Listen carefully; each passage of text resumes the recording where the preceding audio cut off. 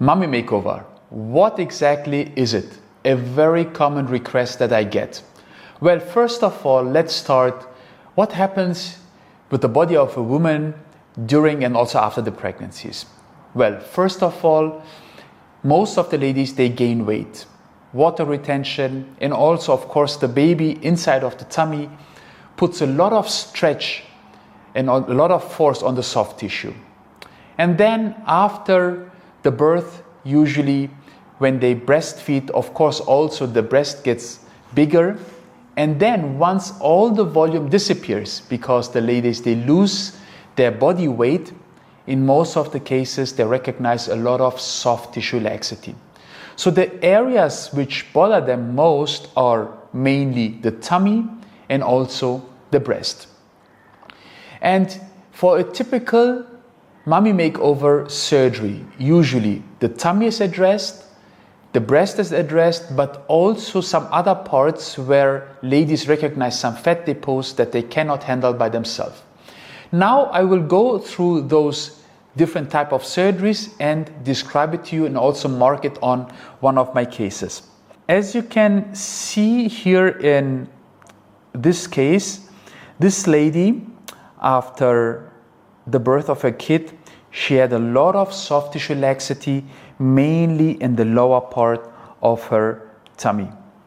And this is something that she cannot handle by herself. Even with a healthy lifestyle, with losing body weight, etc., it's impossible for her to reduce this soft tissue laxity, mainly in the lower part of the abdomen. So what I recommend to do is a so-called lipoabdominoplasty. What does it mean? That means it's a combination of liposuction with tummy tuck. I always combine it with a liposuction because with a tummy tuck, I can remove the soft tissue laxity in the lower part of the abdomen, but if I want to address also the other areas, for example, the upper part of the tummy, the hips, the flanks, and also the back, then I definitely need also a liposuction. So the tummy tuck is usually done with an incision in the lower part of the abdomen. As you can see here, the blue line. So this is the lower incision. I place this incision very, very low, so afterwards, when everything is healed and they wear the underwear, the scar is hidden under the underwear. The second incision is above the belly button, usually. This is a full tummy tuck. There is also a so-called mini tummy tuck where I resect or remove only the skin tissue in the lower part, but the full tummy tuck is when you cut also above the belly button. And then, of course, I also have to detach all the skin also underneath from the muscle up all the way to the rib cage, because only then I can pull the tissue down.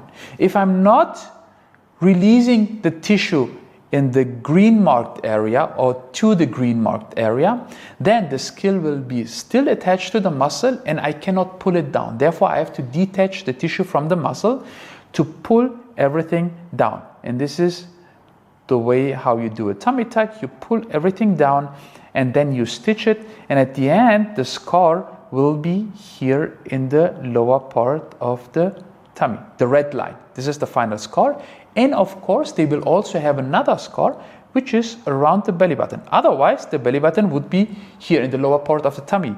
And we don't want that. Therefore, I have also to replace the belly button. And there are different techniques on how to replace the belly button. My aim is always to create the belly button as natural as possible. Otherwise, if you look at the belly button, it could be noticeable that something is done. Therefore, it's important to do it in a way that it looks as natural as possible. It should not be completely round. It should not pop up. So therefore, I do it, for example, in a tent technique. Sometimes I recreate it. We call it neo-umbilicus, really a complete new belly button to make it as nice as possible. So in this case, also let's go back and have a look at the side view of the tummy of this lady.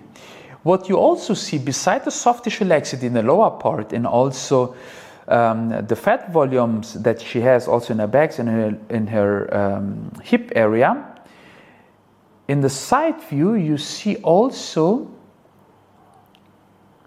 that her tummy has a round shape, especially in the upper part. What's the reason? So the reason is that her muscle is not tight enough. We call it rectus diastasis, because during the pregnancy, what can happen is that the muscles separate, and afterwards, if they do not close properly, then you have a gap.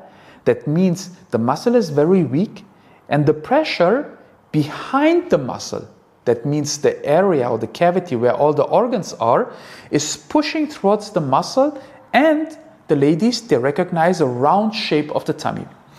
And this can also be addressed during a tummy tuck. That means tightening the muscle, stitching the muscle to make it here as flat as possible. Making it flat, removing the fat from all the other areas. So the fat which I usually remove is from the hip area, from the flank area, of course also from the tummy, and then pulling everything down and doing the tummy tuck. By the way, the fat can also be used to re-inject it in other parts. For example, if they have a volume loss in the butt, I can use the fat, wash it, clean it, re-inject it in a very gentle way. Usually I do it also with ultrasound to keep it as safe as possible, to get at the end a nice silhouette. And it's important to create a nice transition from the waist to the hip down to the butt. Now let's go back to the final result of this case. So that was the plan, and this is the lady afterwards. As you can see, this is about 3 weeks afterwards. She has still some swellings, so I removed the fat from many parts of the tummy, of the hips, of the flanks. I did the tummy tuck. The lower incision is hidden under her underwear. Of course, there is still a scar visible around her belly button, but that will disappear. And a scar needs about 1 year until you see the final result, and that was just 3 weeks after the surgery. And this is her oblique view.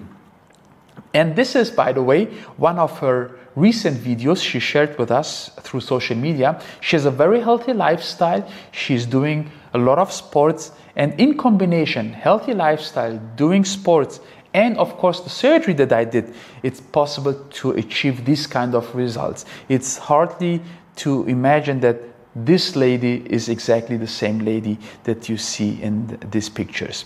Now again, also showing you a graph of what I do with the tummy tuck. So closing the muscle gap, pulling the tissue down, and then stitching it. Also here you can see it very nicely, how the muscle is tightened in the central part, and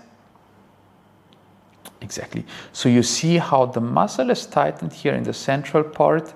The tissue is pulled down, and then the final scar will be the red line, very low. This is the tummy tuck or lipoabdominoplasty. Now, the second part of a mommy makeover usually is the breast. And for the breast, usually what the ladies recognize is a so-called breast ptosis or mama ptosis. That means sagginess of the breast. So here you see different degrees of breast sagginess. The first one is the normal shape, and then the other one, as you can see, also the position of the areola is going down, down, down, depending on how severe the sagginess is.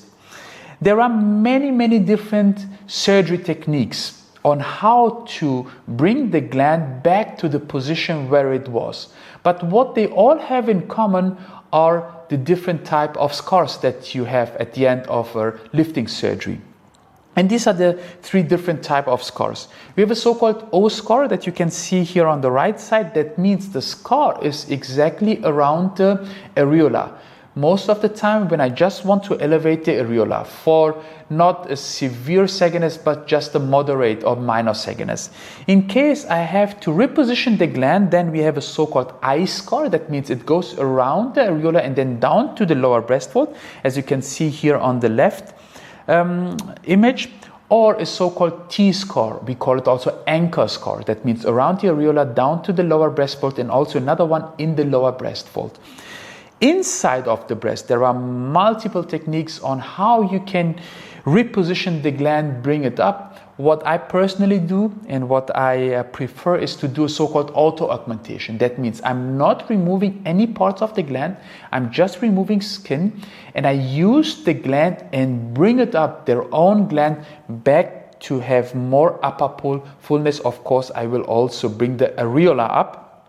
In some cases, if the volume is very, very small, we have to combine it also with an implant. Then it's augmentation, mastopexy, that means breast augmentation with an implant, and then the lifting surgery. So these are the two main surgeries for a mommy makeover. Tummy tuck with liposuction, breast lift, sometimes in combination with the breast augmentation with an implant. And what else can be done? The removed fat can be re-injected into other parts, for example, the butt or the breast, to create more volume. Just a short overview about the mommy makeover, and in one of my next videos I will describe you in detail the breast lift with the different techniques.